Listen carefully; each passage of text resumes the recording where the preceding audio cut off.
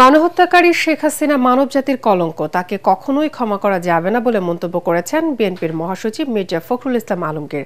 জুলাই গণ অভ্যুত্থানের বর্ষপূর্তি উপলক্ষে মাসব্যাপী কর্মসূচির অংশ হিসেবে জিয়া উদ্যানে বৃক্ষরোপণ কর্মসূচির উদ্বোধন করে তিনি কথা বলেন।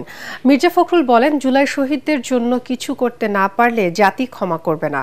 দুর্নীতিমুক্ত এবং উদার গণতান্ত্রিক রাষ্ট্র প্রতিষ্ঠায় সরকার প্রতিশ্রুতি অনুযায়ী নির্বাচন দেবে বলেও তার আশা। কামরুজ্জামান রাজীবের রিপোর্ট।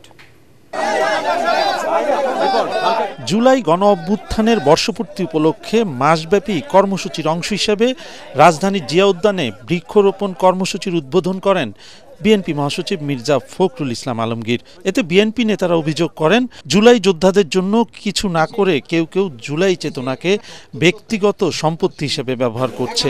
এ সময় মির্জা ফখরুল বলেন, শহীদদের জন্য কিছু করতে না পারলে তাদের রক্তের ঋণ শোধ হবে না। হাসিনাকে কোনোদিন ক্ষমা করা যাবে না। হাসিনা হচ্ছে মানব জাতির একটা কলঙ্ক। হাসিনা হচ্ছে মায়েদের একটা কলঙ্ক। আমাদেরকে প্রথম কাজ হবে এদের বিচার করা। দ্বিতীয় কাজ হচ্ছে এই যে পরিবারগুলো, ওই যে মা যে তার ছেলেকে দেখে স্বপ্ন দেখেছিল যে তার দুঃখ দূর হবে, সেই পরিবারগুলোর পুনর্বাসনের ব্যবস্থা করা। আর যারা আহত হয়ে আছে, যারা চোখ হারিয়েছে, তাদের পুনর্বাসনের ব্যবস্থা করা। এটা না হলে ভবিষ্যৎ এবং জাতি আমাদের ক্ষমা করবে না। বিএনপি দুর্নীতিমুক্ত উদার গণতান্ত্রিক বাংলাদেশ গড়তে চায়, তা নিশ্চিতে সরকার প্রতিশ্রুতি অনুযায়ী নির্বাচন দেবে বলে আশাবাদ ব্যক্ত করেন বিএনপি মহাসচিব। বলেন, নিজেদের মধ্যে ভিন্ন মত থাকলেও সবাইকে নিয়ে একটি রেইনবো নেশন গড়তে চায় বিএনপি। আমরা একটা সত্যিকার অর্থে একটা উদারপন্থী গণতান্ত্রিক রাষ্ট্র নির্মাণ করতে চাই। আমরা নতুন বাংলাদেশ চাই, পরিবর্তন চাই। আমরা দুর্নীতি চাই না, ঘুষ চাই না, আমরা হত্যা চাই না, নির্যাতন চাই না। আশা করি আগামী দিনের যে নির্বাচন প্রতিশ্রুতিবদ্ধ হয়েছেন এই কেয়ারটেকার সরকার, যে 26 ফেব্রুয়ারির মাঝামাঝি সময় নির্বাচন হবে, সেই নির্বাচনের মধ্য দিয়ে আমরা জনগণের একটা সরকার তৈরি করতে পারবো। জুলাই আন্দোলনে আহত ও শহীদ পরিবারের পুনর্বাসনে বিএনপির পক্ষ থেকে বিশেষ ফান্ড তৈরির ঘোষণা দেন বিএনপি মহাসচিব। কামরুজ্জামান রাজীব, এটিএন বাংলা, ঢাকা।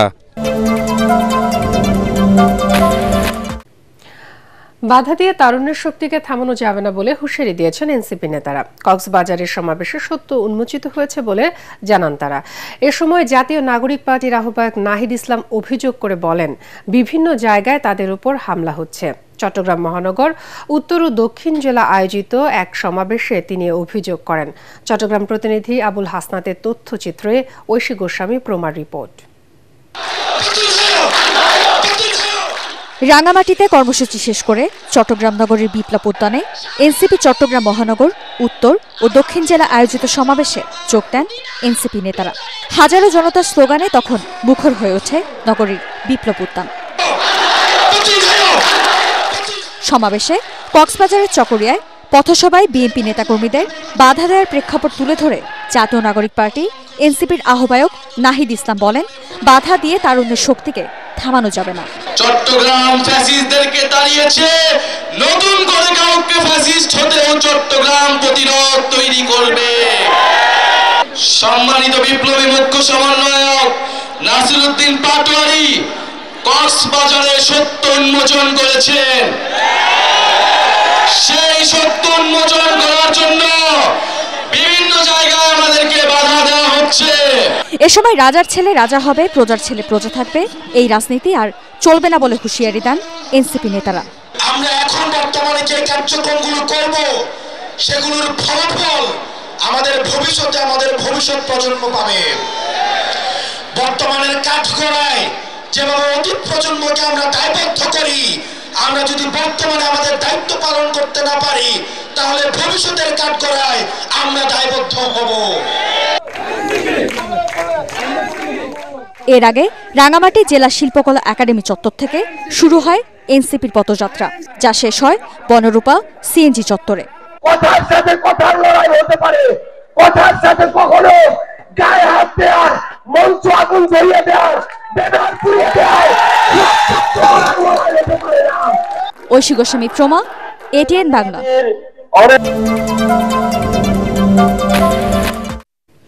নির্বাচনকালীন তত্ত্বাবধায়ক সরকার ইস্যুতে একমত হলেও ঐক্যমত্য কমিশনের সংলাপে প্রধান উপদেষ্টার নিয়োগ প্রক্রিয়া নিয়ে ঐক্যমত্যে পৌঁছাতে পারেনি রাজনৈতিক দলগুলো।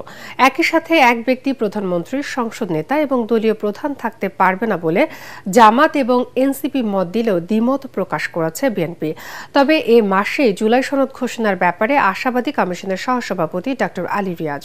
ইয়াসিন রানার রিপোর্ট।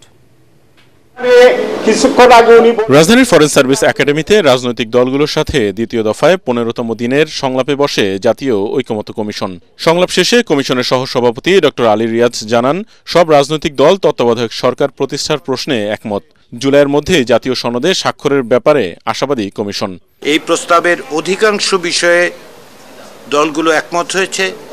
এই প্রস্তাবের একটি লিখিত ভাষ্য তৈরি করা হয়েছে এবং বিষয়টির গুরুত্ব বিবেচনা করে ওই লিখিত প্রস্তাব রাজনৈতিক দলের প্রতিনিধিদের কাছে দেয়া হয়েছে। বাছাই কমিটির মাধ্যমে তত্ত্বাবধায়ক সরকারের প্রধান উপদেষ্টা নির্বাচন করতে দলের অবস্থান তুলে ধরে এনসিপি। তত্ত্বাবধায়ক সরকারের প্রধান এবং অন্যান্য নির্বাচিত করার জন্য একটা বাছাই কমিটি হবে 5 থেকে 7 সদস্যের কিংবা 11 সদস্যের, এবং সেই কমিটি সরকারি দল, বিরোধী দল এবং তৃতীয় দলের কাছ থেকে নাম প্রস্তাব নেবে এবং সেটা পরবর্তীতে একটি প্রক্রিয়ার মাধ্যমে প্রধান উপদেষ্টা চূড়ান্ত হবে। আর পুরনো পদ্ধতির বদলে প্রধান উপদেষ্টার নিয়োগ পদ্ধতিতে বড় পরিবর্তনের কথা বলছে জামায়াত ইসলামী। আমরা এই যে সব পরিবর্তন চাচ্ছি কেন, পার্লামেন্টে ভোটিং সিস্টেমে, এখানে তো একটা মিসট্রাস্ট আছে, যেটা প্র্যাকটিক্যাল কারণে এটা হয়েছে। এই জন্য অন্তত 5টি বছর 10টি বছর আমরা যতটা স্বচ্ছতা করা যায়, যতটা ছিদ্র বন্ধ করা যায় সেদিকে আমরা যাব। আমরা যদি সব ভালো হয়ে যাই, আমরা যদি ডেমোক্রেটিক হয়ে যাই, আমরা যদি অনেস্ট হয়ে যাই, then we can revise again. এটা তো কোনো ব্যাদ বাক্য বা কোরআন না যে আপনি চেঞ্জ করতে পারবেন না। তত্ত্বাবধায়ক সরকারের বিষয়ে দেয়া প্রস্তাব দলীয় ফোরামে আলোচনার পর সিদ্ধান্তের কথা জানাবে বিএনপি। একই সাথে দলীয় প্রধান চাইলে প্রধানমন্ত্রী হতে পারেন বলেও মনে করে বিএনপি। সরকারি দল, বিরোধী দল এবং থার্ড মেজরিটি পার্টি তাদের কাছ থেকে নাম চাওয়া হতে পারে, সেটার অপশন আছে এবং সেই নামগুলোর মধ্যে দিয়ে আবার পরস্পর পছন্দের মধ্যে দিয়ে একটা শর্ট লিস্টিং হবে। সেই শর্ট লিস্টিংটা কীভাবে ঐক্যমত্যে আসা যায় সেটার একটা প্রভিশন রাখা হয়েছে। যদি ওইভাবে ঐক্যমত্যে আসা না হয়, তারপরে র্যাঙ্ক চয়েস ভোটিংয়ের ক্ষেত্রে একটা বিধান রাখা হয়েছে। সেইটা নিয়েই বোধহয় মেইনলি আলোচনাটা করতে হবে।